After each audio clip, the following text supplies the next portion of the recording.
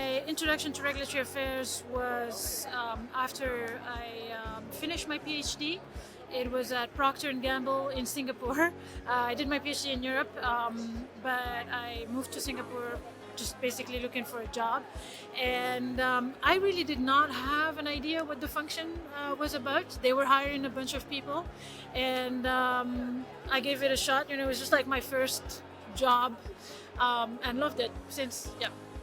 What I love about regulatory is the intersection between science, you know, evidence-based decision making and ethics and patient safety, but also business, like business acumen. Like you do have to have, because in the end we regulate products so that they're sold on the market. So yeah, it's the intersection of those three or more elements: science, business, and ethics and patient safety. Right now, I'm a senior manager of regulatory affairs at a Canadian company based in Montreal. I cover, they have several product lines ranging from dietary supplements to medical devices to OTC drugs to cosmetics.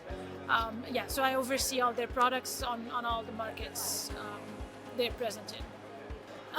So I immigrated to Canada in 2014, and I wanted to continue my regulatory profession or career. And I'm based in Vancouver, BC, so I'm Canadian.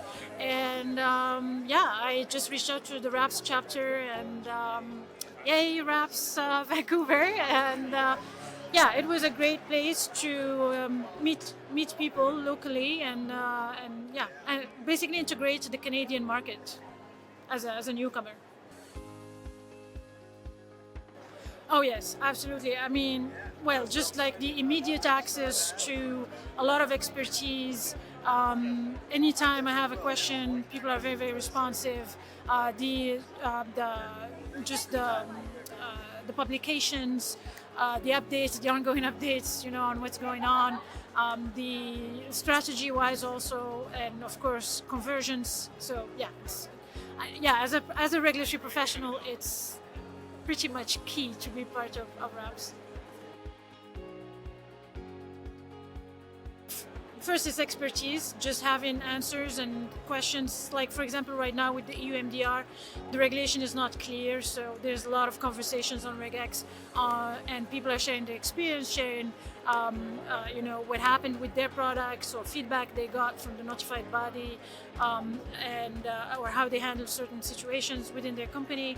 But recently I made this post that originally was anonymous, on just the sometimes difficult stances that regulatory professionals have to take by sticking to our code of ethics and saying no to certain functions or certain decisions or certain requests rather, and which can be pretty frustrating. And I was frustrated that day, and I wrote on regex asking whether my professional colleagues had the same experience, and I had a lot of support. Everybody wrote very generously, all, you know, stages of their careers, very senior people, very new to the profession, and they explained what's difficult sometimes and how they